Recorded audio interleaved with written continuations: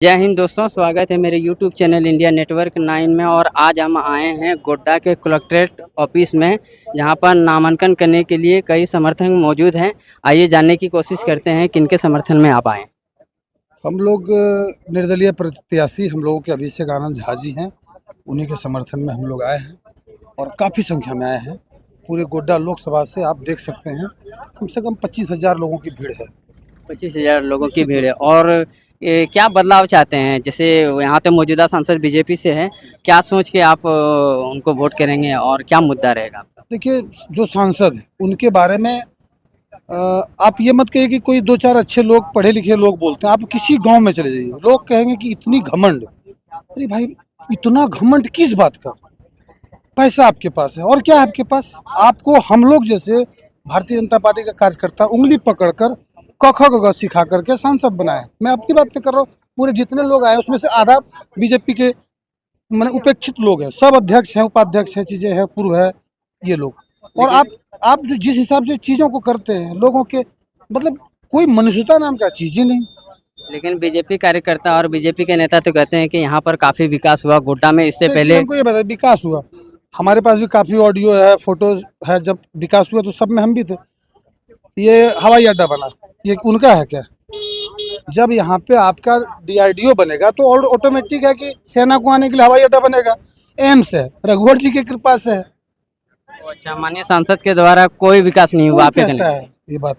जैसे बीजेपी के नेता कहते हैं ना कि एम्स, एयरपोर्ट अच्छा, और हमको ये बताइए, अगर सांसद एम्स ला सकता है तब तो 543 सांसद देश में, तो सभी लोग कहने एम्स लेके चला जाता है। क्या प्रभाव पड़ेगा जिस कैंडिडेट के, क्या क्या नाम बताएं, अभिषेक आनंद झा, उनका नामांकन हम आ लोग जाए, जीत क्या रहे हैं, प्रभाव पड़ेगा? जीतेंगे हम लोग, निर्दलीय जीतेंगे और परिवर्तन लाएंगे गोड्डा लोकसभा में।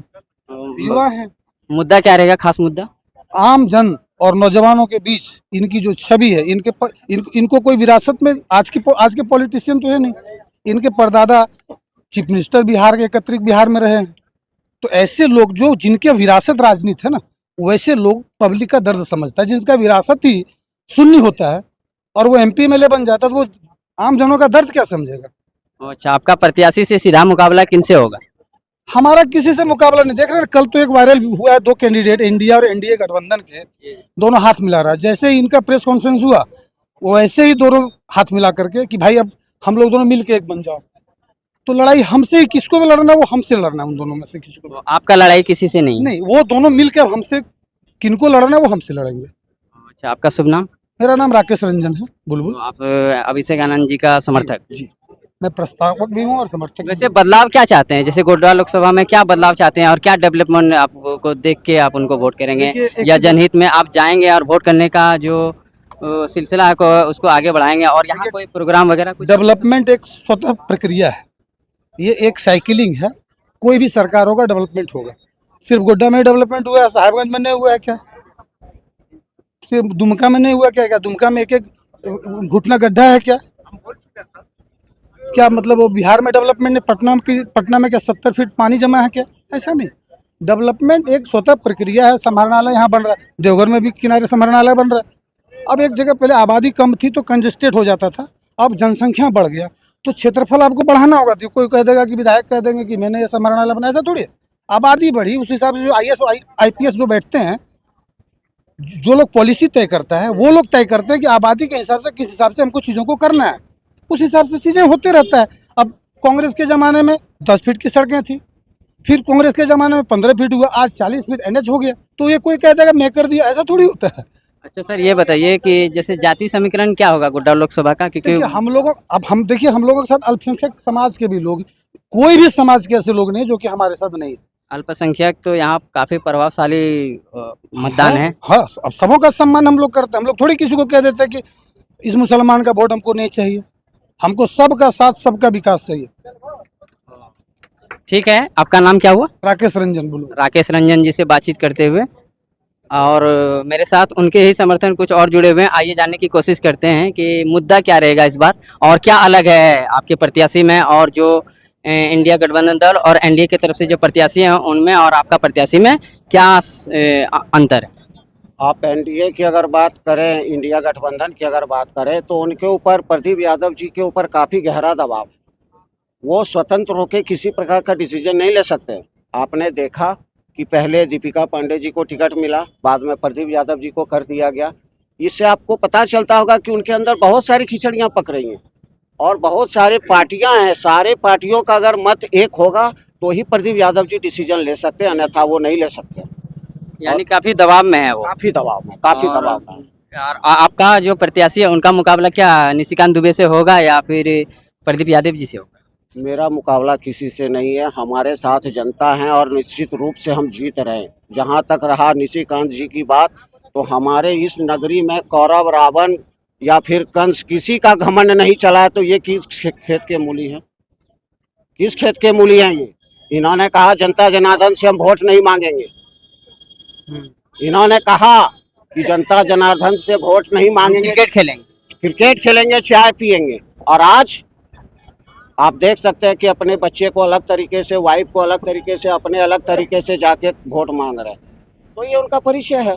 हमारे अभिषेक आनंद जी राजघराने के हैं। इनके परदादा जी संयुक्त बिहार के मुख्यमंत्री रह चुके हैं, इनके दादाजी मंत्री रह चुके हैं, उसी वंशज के हैं ये। उस समय कांग्रेस स्वतंत्र थी तो उस समय काम करती थी। आज कांग्रेस स्वतंत्र नहीं है, इसीलिए इन्होंने उसको छोड़ के स्वतंत्र होकर चुनाव लड़ा। और इस प्रकार से अगर जीतते हैं तो हर मुद्दा इनका सॉल्व किया जाएगा, क्योंकि ये स्वतंत्र है, ये कर सकते हैं। अच्छा, इनका राजनीतिक करियर भी इनके फैमिली से रह चुका है जैसे कि आप बता पा रहे हैं। इनके परदादा जी न केवल बिहार, संयुक्त बिहार के मुख्यमंत्री रह चुके हैं और वही संयुक्त बिहार के मंत्री इनके दादाजी भी रह चुके हैं। उस परिवार से ये बिलोंग करते हैं। और इन्होंने इससे पहले मधुपुर विधानसभा में बीजेपी से भी टिकट लिया था, लड़ा था। काफ़ी अच्छा प्रदर्शन रहा। सफलता होना ना होना ऊपर वाले के हाथ में है, लेकिन वहाँ काफ़ी घुटन थी, काफ़ी ज़्यादा घुटन थी। बीजेपी में जितना दरार आज है शायद इससे पहले कभी नहीं देखा जा। आप देवघर की बात कर ले या गोड्डा की बात कर ले, कहीं कर ले, जितने बीजेपी कार्यकर्ता हैं कोई अपने सांसद से खुश नहीं है, कोई अपने सांसद से खुश नहीं है। लेकिन वो लोग तो नारा दे रहे हैं कि इस बार 9 लाख पार, और बैनर में भी छपा दिए हैं कि इस बार गोड्डा लोकसभा से डॉक्टर निशिकांत दुबे 9 लाख पार वोट ला रहे हैं। मैंने नारा देना अलग बात है। अगर नारा इस प्रकार है तो फिर क्रिकेट क्यों नहीं खेल रहे हो, चाय क्यों नहीं पी रहे हैं? अगर नारा इस प्रकार का है तो क्रिकेट खेलना चाहिए, चाय पीना चाहिए, फिर परेशान क्यों है?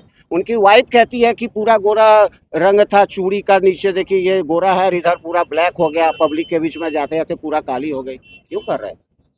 वो जो उनका दावा है वो खोखली है, यानी 9 लाख वाली है, बेतुका है, कोई आधार ही नहीं है उनका, वो हार रहे हैं।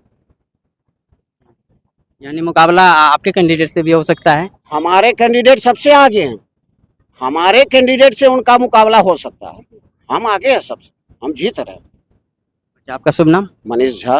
मनीष। अभिषेक आनंद जी के लिए हम लोग आए हुए हैं। अच्छा, नामांकन के लिए? नामांकन अभी तक हुआ नहीं, हो रहा, प्रक्रिया चल रहा है। देख सकते हैं आप कलेक्ट्रेट ऑफिस गोड्डा में हम लोग मौजूद हुए और उनके समर्थन आप चारों बगल दे सकते हैं, और जितनी भी गाड़ियां लगे हुए हैं उन्हीं के समर्थन में आए हुए हैं और बिना किसी फायदे के यहाँ पर लोग पहुँच रहे हैं उनको समर्थन देने के लिए।